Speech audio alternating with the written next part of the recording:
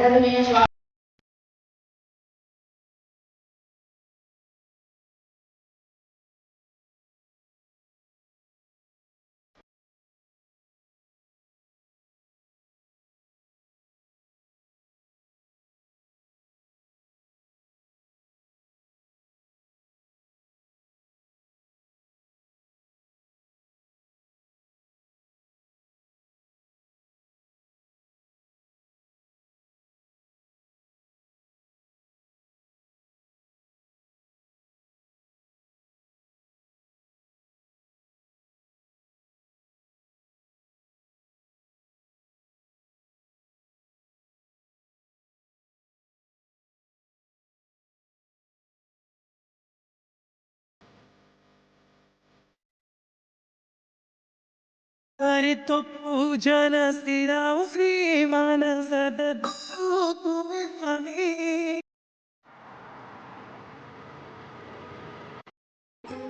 ब्रह्मांडाचा नायक तूच पिता परमात्मा तू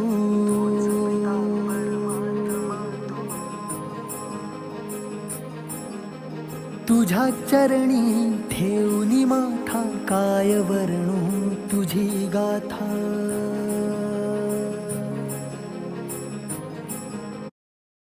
गुरुर्ब्रह्मा गुरु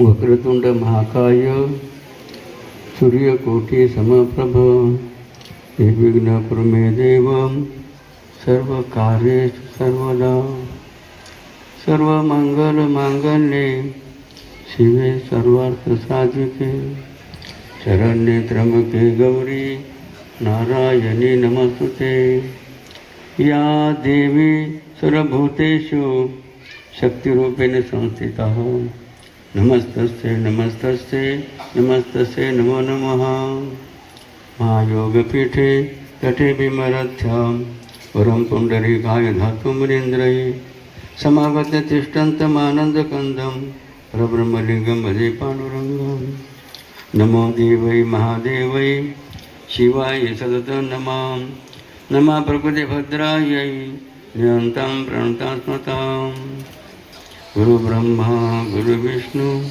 गुरुर्देव महेश्वरा गुरु साक्षात् परब्रह्म तस्मै श्री गुरुवे नमो जनेश्वरः गुरु साक्षात् जनार्दन स्वामी तस्मै श्री ओम जनार्दनाय नमः तस्मै श्री ओम दत्तात्रेयाय नमो नमः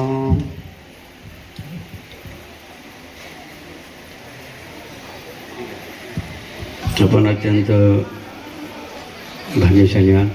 आपल्या जयसिंगपूर नगरीमध्ये अन्नपूर्णा मातेची स्थापना व कलशारोहण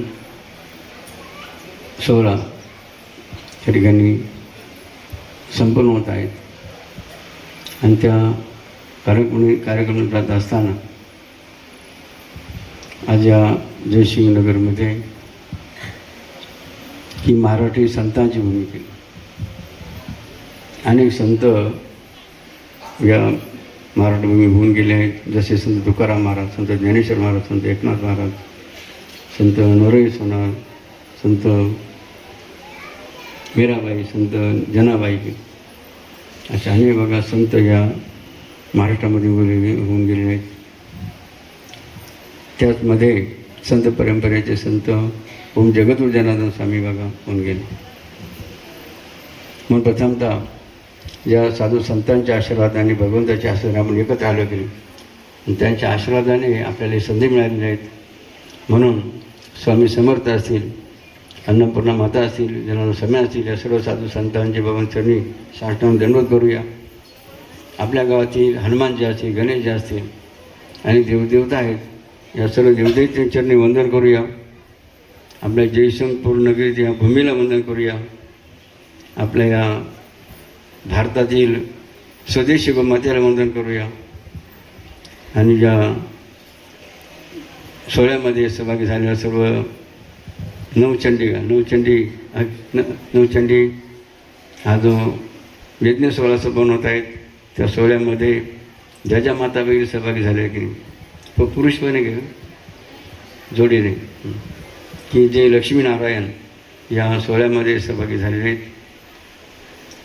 कोणतं पुण्य बघत त्यांच्या माता पित्याने केलं असेल, त्यामुळे या सोहळ्यामध्ये आपण सर्वांना सहभागी होण्याचा योग प्राप्त झाला. म्हणून आपल्या सर्व उपस्थित भाग्यवंतांचं, माता भगिनींचं, बालगोपालांचं, त्याप्रमाणे या कार्यक्रमाचे सूत्रधार कोण? श्री गोवर्धनना, त्याप्रमाणे ज्यांच्या शेतात कुठे बाबांच्या शिवाजीराव कचरे बघा, त्याचप्रमाणे नारायण मोहिते आणि विनय कदम चे या सोहळ्याचे सारथी आहे की ड्रायव्हर अशा सर्व त्या टाळीवान यांचं अभिनय या ठिकाणी करायचं.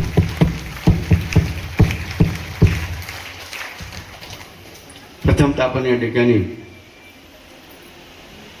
जो नवचंडी सोहळा संपन्न आहेत, त्या रूपामध्ये बघा नवदुर्गाचं पूजन करणार साठी. मग त्यासाठी या ठिकाणी उपस्थित असलेल्या नवदुर्गा स्वरूप ज्या बालिका लहान मुली बघा, लहान मुलींना, 9 मुलींना बरं का, 9 मुलींना इथं हजर करायचं, 9 मुलींना. आणि ब्राह्मण मंत्र म्हणणारे गुरुना पण हजर करा. पण मग का मुली अशा पाहिजेत ज्यांनी जे काही वस्त्र प्रसाद देऊन बघा त्यांचं करणार आहोत. फक्त फक्त नऊच ब्राह्मण आहे का, ब्राह्मणांना बरं ना, गुरूंना मंत्र मानायला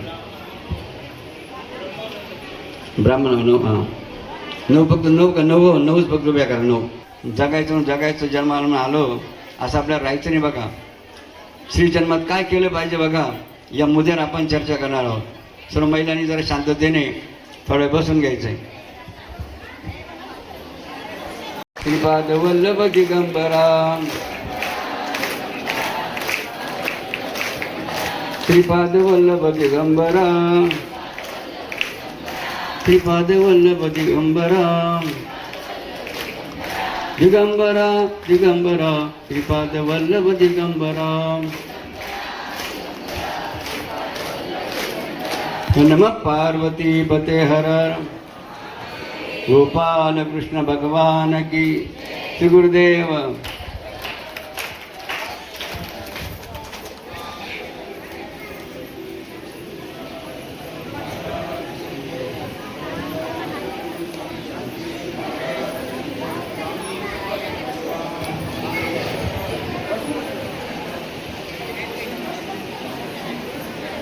बघा, भगवंताने मला श्री जन्म कशासाठी दिला की नाही हे जर कळालं नाही तर तुका महाराज काय म्हणतात, तुका म्हणे आयशा बायन जन्म येऊन, असं कोण म्हणतं?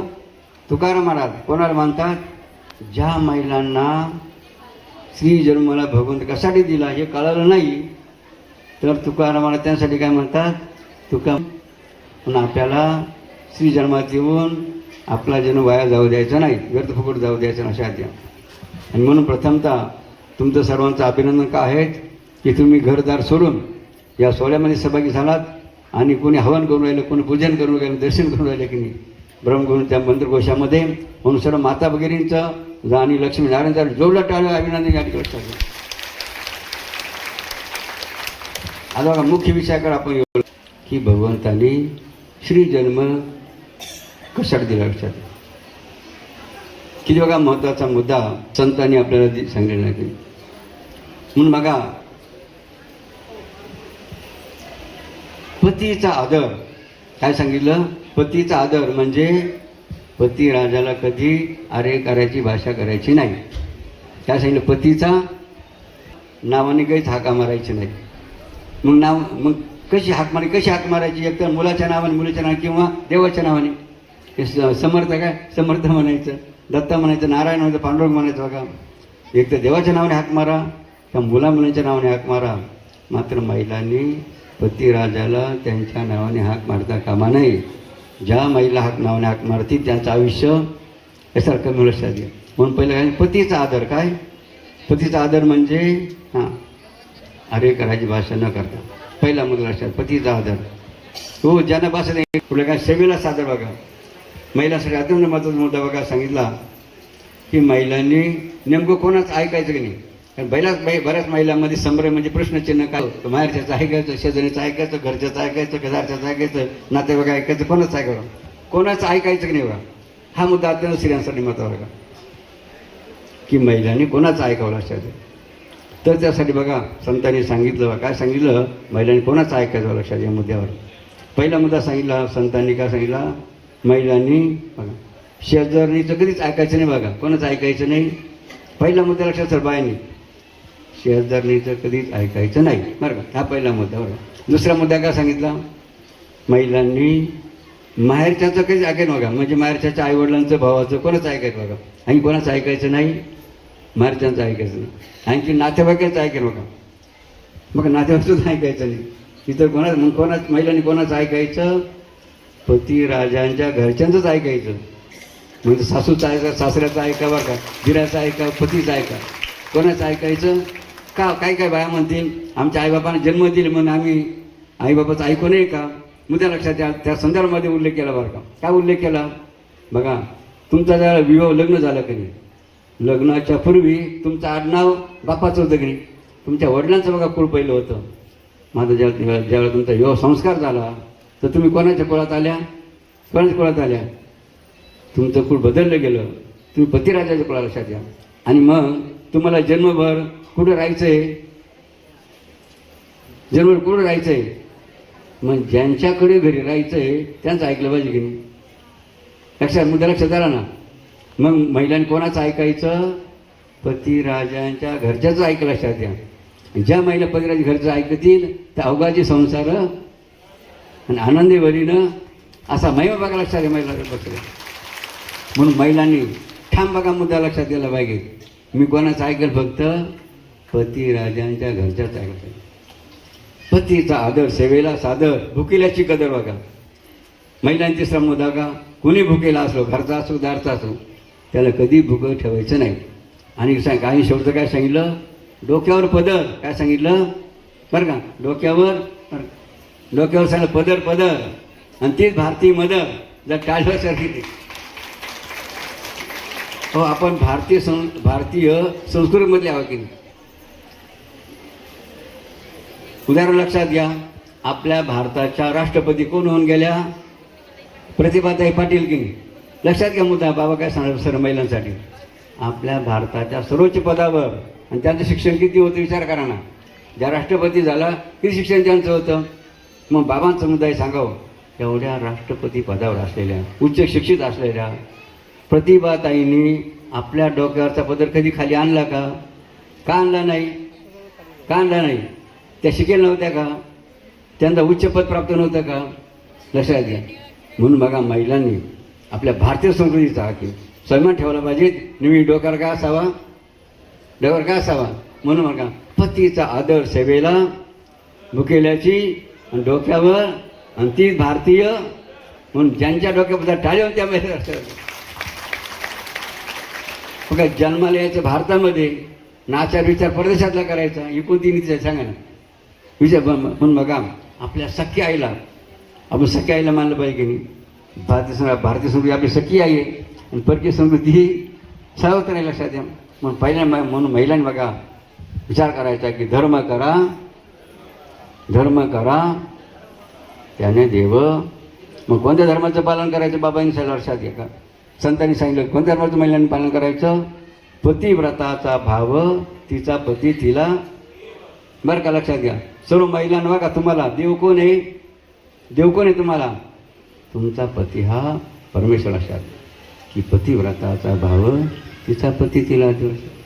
म्हणून महिलांनी एक वेळेस बघा, इतर कोणा दर्शन घेतलं बघा, इतर वेळेस कोण दर्शन गेलं तरी चालेल. मग आता दररोज महिलांनी कोणा दर्शन घ्यायचं? दररोज दर्शन कोणाच घ्यायचं? काय घ्यायचं? पतिव्रताचा भाव, तिचा पती तिला. म्हणून बघा महिलांना पती कोण आहे? परमेश्वर आहे.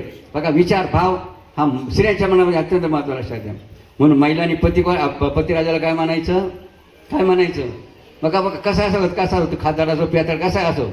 मग आता तुमचा भाव बघा, महिलांचा भाव कसा असावा? पतीबद्दल, माझा पती माझ्यासाठी परमेश्वर आहे बघा. कारण गीता काय सांगते? बायको करी बायको भरी, नवरा करी नवरा जो करी तो भरी की नाही. जैसा कर्म करे का वैसा फल दे का भगवान. मग तुमचा पतिराज कसाही वागला त्याचं फळ कोणाला मिळणार आहे? तुम्हाला मिळणार आहे का? लक्षात द्या. आणि म्हणून महिलांनी काय करायचं? पतिव्रताचा भाव, तिचा पती तिला. आपल्याला इतिहास आहे भारताचा. सती अनुसाय होऊन गेली की नाही? कोण सती अनुसाय होऊन गेली? कोण जन्माला आलं? हो, दत्तात्रय भगवान का जन्माला आले की नाही? सती अनुसायच्या का आले? कोणत्या कशामुळे आले? अशा काय सामर्थ्य बघा पतिव्रता असं की नाही. म्हणून तुकाराम महाराज काय म्हणतात? तुका म्हणे पतिव्रतान तिची देवावरी सत्ता. बघा काय? तुका म्हणे पतिव्रतान तिची. बरं का, तुमच्या जयसिंगपूर गावावर नाही, तालुक्यावर नाही, जिल्ह्यावर नाही, राज्यावर नाही, तर या सृष्टीचा चक्रचालक काय म्हणले? झाडाची पाने न हाले त्याची सत्ता. काय? झाडाची पाने न हाले त्याची सत्ता या पृथ्वीवर. बघा हे झाडाचं पान सुद्धा कोणा सत्तेची हालत नाही? भगवंताच्या. आणि त्या भगवंतावर कोणी सत्ता? तुका म्हणे पतिव्रता तिची देहावरी. काय सामर्थ्य बघा पतिव्रताचं सांगितलं. म्हणून स्त्रियांनी पतिव्रता धर्माचं पालन बघा कारण किती महत्त्वाचं गरजे की नाही. द्रौपदी बघा, अहिल्या, द्रौपदी, सीता, तारा, मंदोदरी बघा, पंचकन्यास्मरणीतम महापात्र बघा. अशा स्त्रियांचं नुसतं नाव जरी घेतलं तर आपल्या महापापाचा नाश होईल असा महिमा बघा स्त्रियांचा आहे. झाशीची राणी जिजामाता छत्रपती शिवाजी महाराजांची आई जिजामाता होऊन गेल्या. अशा अनेक स्त्रिया होऊन गेल्या अशा. आणि म्हणून ज्या महिलांना आपल्याला श्री जन्मातून सार्थक करून घ्यायचं असेल तर त्यांनी काय केलं पाहिजे? धर्माचं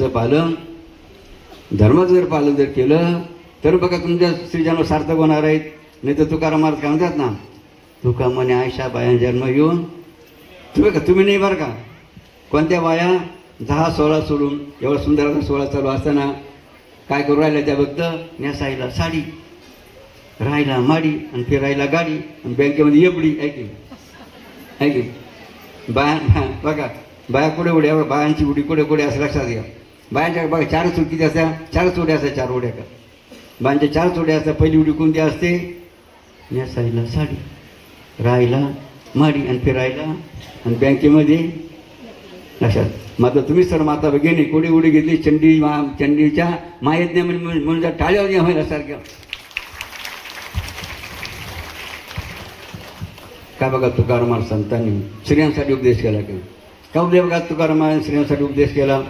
हा थोडक्यात अत्यंत महत्त्वाचा बघा. कोणी सांगितला? जगद्गुरु तुकाराम महाराज. कोण सांगतात? जगद्गुरु तुकाराम महाराज. कोणा सांगतात? स्त्रियांसाठी बघा. तुमच्या स्त्रियांसाठी कसं काय सांगतात? लक्षात घ्या. हरी नामाला विसरली. बघा कोणत्या महिलांना कोणता जन्म मिळतो? ज्या महिला कधी या बायका सांगा हो. एक तर बरं बघा महिलांनी बरं का अनुष्ठान केलं. अनुष्ठान जसं अंजनी मातांनी अनुष्ठान केलं ना, अंजनी गडावर 1000 वर्ष बघा तपश्चर्या केली. कोणी? अंजनी माताने. म्हणून काय म्हणलं जातं? अंजनीच्या तपासाठी महारुद्र. लक्षात घ्या. म्हणून स्त्रियांनी बघा तपश्चर्या अनुष्ठान करणं किती गरजेचं लक्षात घ्या. आणि म्हणून बघा ह्या काय मुद्दा सांगतो बाबा. हां तुकाराम महाराज काय म्हणतात? हरिनामाला विसरली गाढव. म्हणजे ज्या बाया काही देवाचं नाव घेणार नाही त्यांना कोणत्या जन्मात जावं लागेल? पाशाली. मग बघा त्या जन्मात गेल्यानंतर काय म्हटलं तुकाराम महाराजांनी? आता कशाची पुरणपोळी. हां तुकाराम महाराज काय म्हणतात? बघा आता कशाची पुरणपोळी सदा उखाडे घोडी. कारण काय? हरिनामाला विसरली गाढव कुंभाराची झाली. पुढे काय म्हणतात तुकाराम महाराज? आता कशाची येणी फणी सदा पाठीवर गोणी. काय? आता कशाची येणी फणी सदा पाठीवर गोणी. हरिनामाला विसरली पुढे बघा शेवटच्या काढव्यात तुकाराम म्हणतात, तुका म्हणे मामी मामी वर्म चुकल्या तुम्ही. काय वर्म चुकल्या? हरी नामाला विसरली गाडो. किती बघा तुकाराम महाराजांना सांगावं ही म्हणायची काय गरज होती आहे की. म्हणून जरा स्त्रियांनी लक्षात घ्या की नुसतं संसारामध्येच राहू नका, तर संसारामध्ये राहून ज्यांना तरुण जायचं आहे, भवसागरातून आपला उद्धार करून घ्यायचा असेल तर त्यांना काय करावं लागेल? श्री धर्माचं पालन करावं लागेल. ज्या महिला श्री धर्माचं पालन करतील त्यांचाच उद्धार होईल, आहे की. लक्षात द्या. म्हणून मुद्दा लक्षात द्यायचा आहे. आणि शेवटचा एक मुद्दा लक्षात द्या महिलांनी बघा. कारण महिला माता भगिनी की प्रथम बघा मुलाची गुरु कोण आहे की. बघा जेवढे बघा मी त्या माता भगिनी बसले ना, या तुम्ही गुरु आहे. गुरु कोणाचे गुरु आहे? तुमच्या मुलाच्या गुरु लक्षात घ्या. जर मग तुम्ही गुरु आहात तुमच्या बालकाच्या मुलांच्या, मग तुमचं काम काय आहे? तुमच्या मुलांना घडवायचं का बिघडवायचं आहे की. मग घडवण्यासाठी त्यांना काय करावं सांगा ना. त्या मुलांना घडवण्यासाठी काय करावं लागेल तुम्हाला? है ना. हां संस्कार बघा. मग संस्कार कुठे मिळतील? संस्कार म्हणते बाजार कुठे बाजारात संस्कार मिळतील. लक्षात मुद्दा लक्षात का मुद्दा लक्षाचा माता भगिनी बघा.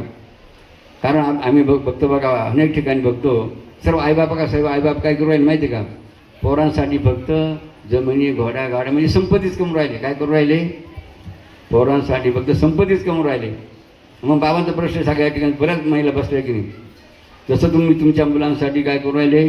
पैसे खर्च करून राहिले, शिक्षणासाठी खर्च करून राहिले. त्या मुलाला कपडे असतील, भोजन असेल, त्याची स्कूल बस व्यवस्था अनेक व्यवस्था करण्यासाठी तुम्ही लाखो रुपये खर्च करू राहिले. मग कशासाठी करून राहिले? शिक्षणासाठी.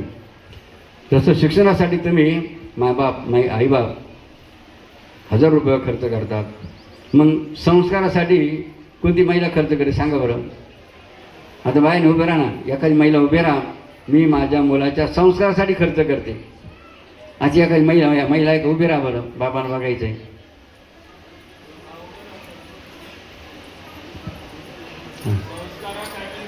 हां काय खर्च करायला सांगा.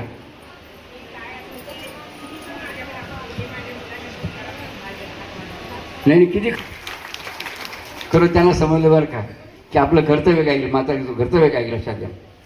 जसं छत्रपती शिवाजी महाराजांना जिजामातेने घडवलं का नाही, मग हनुमंताला अंजनी मातेने घडवलं लक्षात घ्या. मग तुमचं कर्तव्य काय आहे? मुलांना घडवलं पाहिजे की नाही? का मुलं व्यसनी बनली पाहिजेत सांगा ना. व्यसनी बनली पाहिजे की मुलं? आता ती उभी राहील काय म्हणत त्यांचा.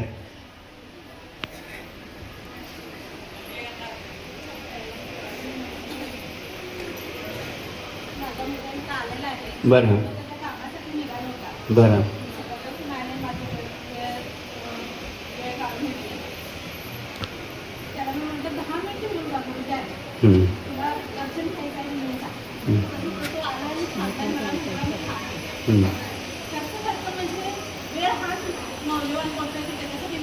बरोबर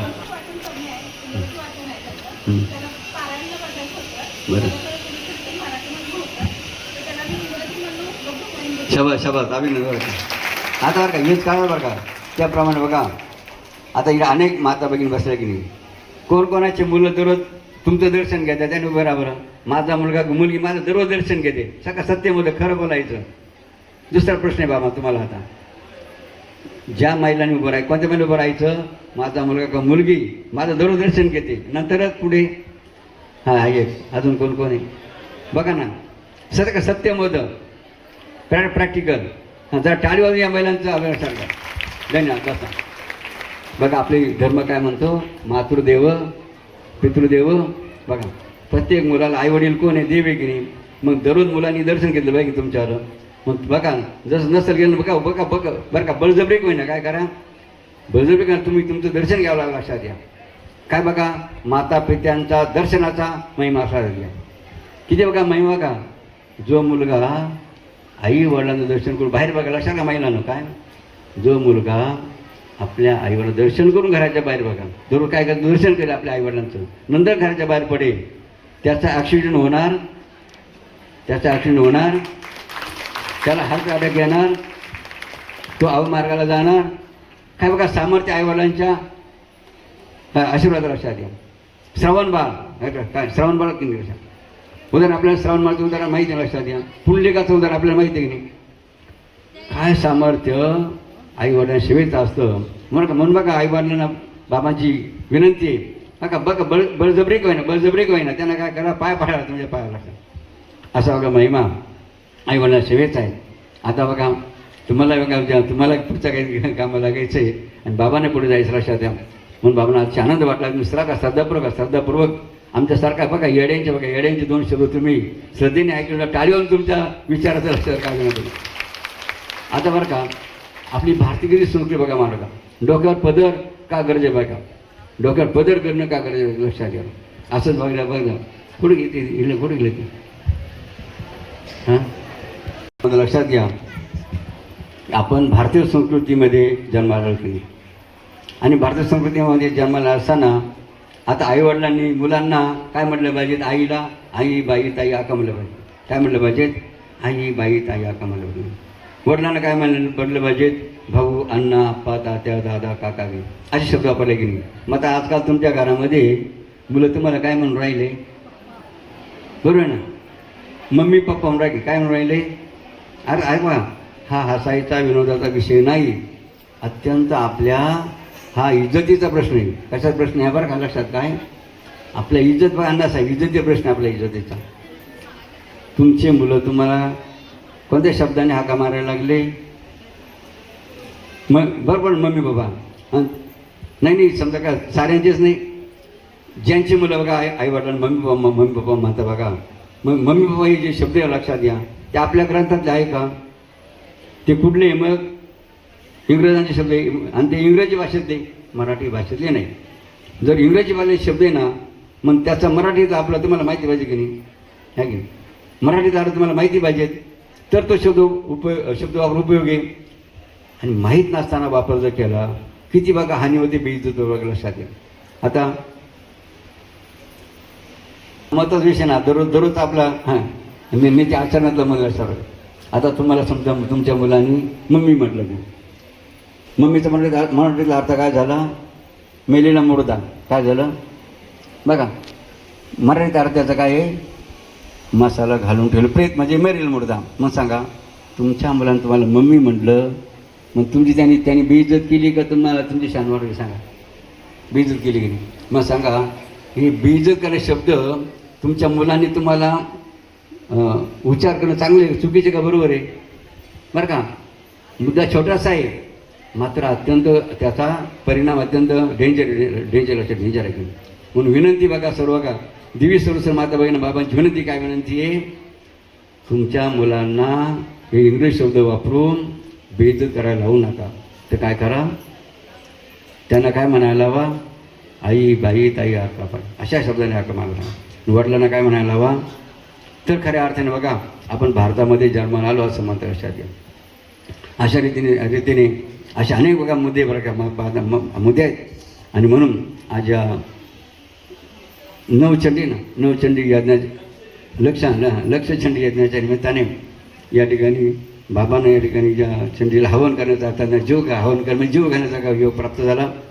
आणि संपूर्ण बघा हा लाभ आपल्याला अण्णाभाऊंच्या हस्ते यांच्या माध्यमातून मिळाला. म्हणजे टाळीवर त्यांचं पण धन्यवाद देऊया आणि एक भजन करूया आणि आपण हां घोरात करा सर्वांनी भजन म्हणायचं बरं का, सर्वांनी भजन म्हणायचा प्रयत्न करायचा आहे. जसं आपण भोजन करतो ना तसं भजनसुद्धा महत्त्वाचं वाटतं, कारण या कलियुगामध्ये भजनाशिवाय उद्धार नाही. ओम नमो भगवते जनार्दनाय नमो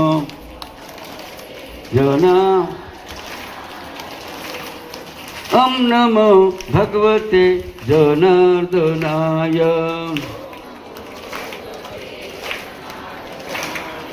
शंकर जी का डमरू बोले रघुपति राघव राजा राम.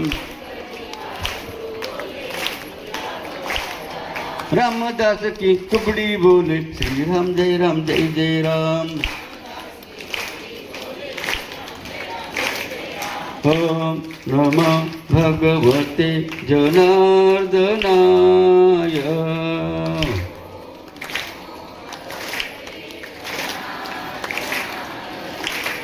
मीराबाई की एक तारी बोले कृष्ण कृष्ण राधे श्याम.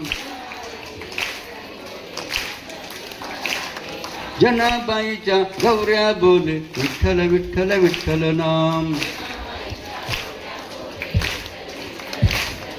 ओम नमो भगवते जनार्दनाय.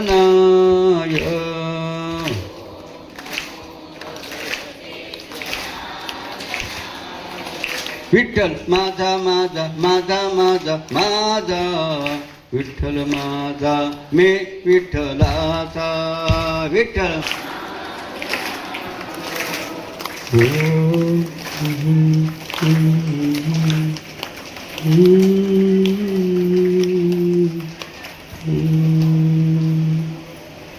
तुमचं ध्यान